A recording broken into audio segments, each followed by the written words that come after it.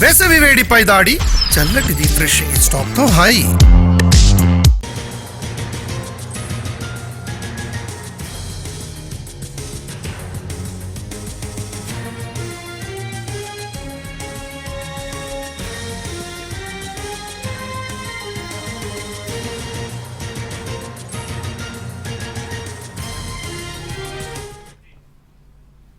Hyderabad cricket association HCA అక్రమాలపై vigilance విచారణ కొనసాగుతోంది. ఐపీఎల్ టికెట్ల వ్యవహారంలో విచారణ జరిపిన విజిలెన్స్ అధికారులు బృందం ప్రభుత్వానికి ప్రాథమిక నివేదిక ఇచ్చింది. టికెట్ల కోసం సన్ రైజర్స్ హైదరాబాద్ ఎస్ఆర్హెచ్ ఫ్రాంచైజీపై హెచ్సీఏ సెక్రటరీ ఒత్తిడి తీసుకొచ్చినట్టు నిర్ధారించింది.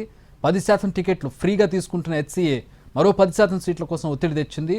దానికి ఎస్ఆర్హెచ్ యాజమాన్యం నిరాకరించడంతో తమకు కొనుగోలు చేసుకునే అవకాశం ఇవ్వాలని జగన్మోహన్ డిమాండ్ చేశారు. దానికి ఎస్ఆర్హెచ్ ఒప్పుకుంది. కానీ ఆ 10% టికెట్లు తనకు వ్యక్తిగతంగా ఇవ్వాలని డిమాండ్ చేశారు జగన్మోహన్.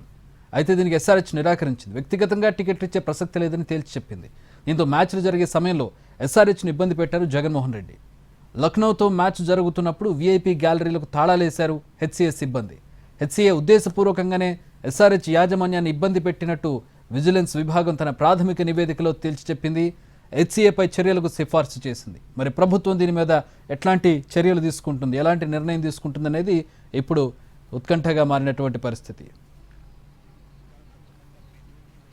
బాటమ్ లైన్, ఎస్ఆర్హెచ్ను అంటే ఒక ఐపీఎల్ ఫ్రాంచైజీని హెచ్సీఏ హైదరాబాద్ క్రికెట్ అసోసియేషన్ ఇబ్బంది పెట్టింది. టికెట్ల విషయంలో బ్లాక్మెయిల్ చేసింది, ఇవ్వకపోనందుకు గాను వారికి ఇబ్బందులు కలగజేసింది మ్యాచ్ సమయంలో అనేది నిర్ధారణ అయింది. హెచ్సీఏకి సంబంధించి ఇక ప్రభుత్వం నిర్ణయం తీసుకోవాల్సి ఉంది.